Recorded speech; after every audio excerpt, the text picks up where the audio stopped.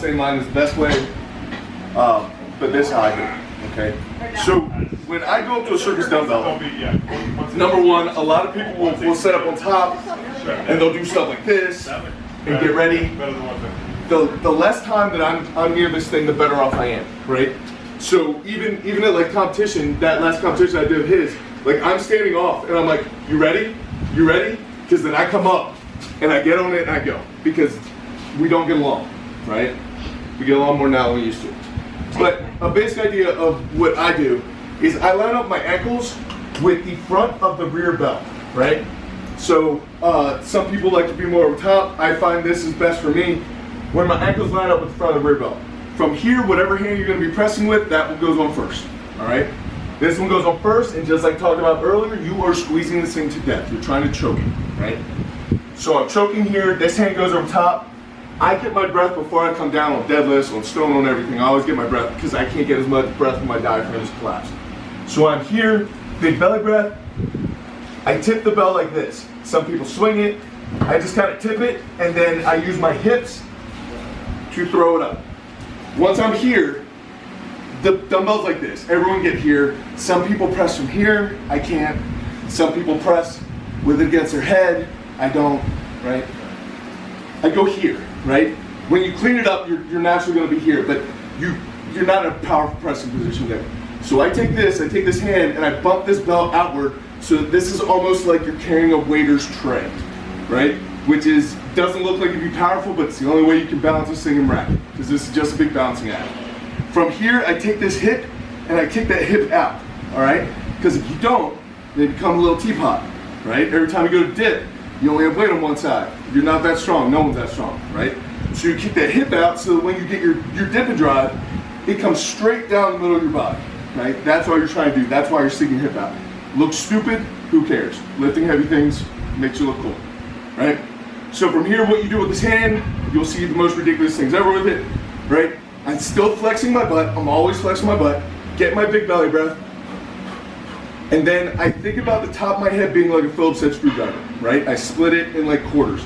I'm pushing to the middle of that Phillips head screwdriver. Fatal mistake everyone makes with circus dumbbell is they're used to pressing with 2 arms and they go like this. Because that's what you do with 2 arms, right? You make a big Y. With this you can't.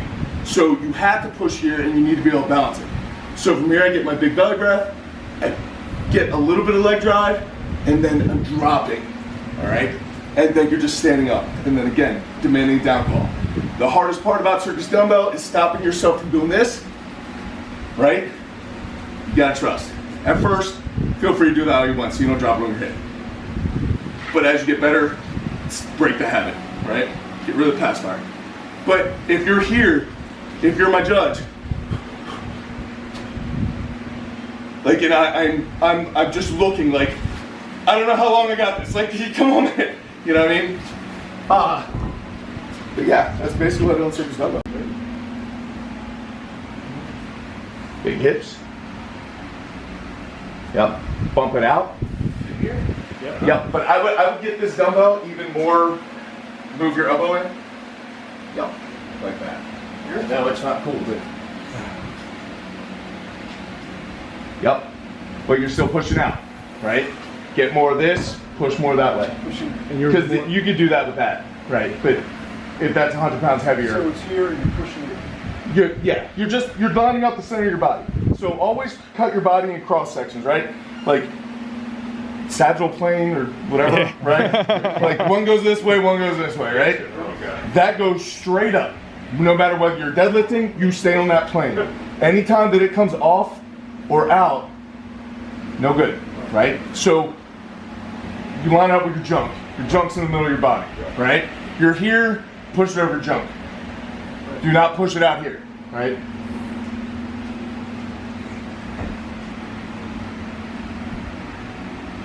Bump it out.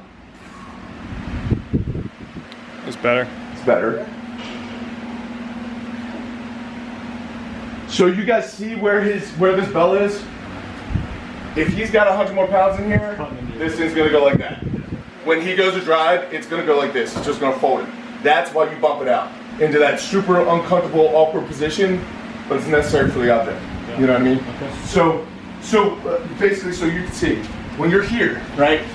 If you're like this, and this is heavy, there's nothing stopping it from doing this. And you'll see at every single strongman show, someone do a weight that they're not used to. They'll go like this, and they'll go, nope, nope, right? And they'll keep adjusting. You're better off from here, bump it further than you want to, so that this arm, again, is in line with the middle of your body. Your elbow's back here when you clean it up. It just naturally is, right? So you clean there, that's not in line with your body. That is, right? Next turn to rotate.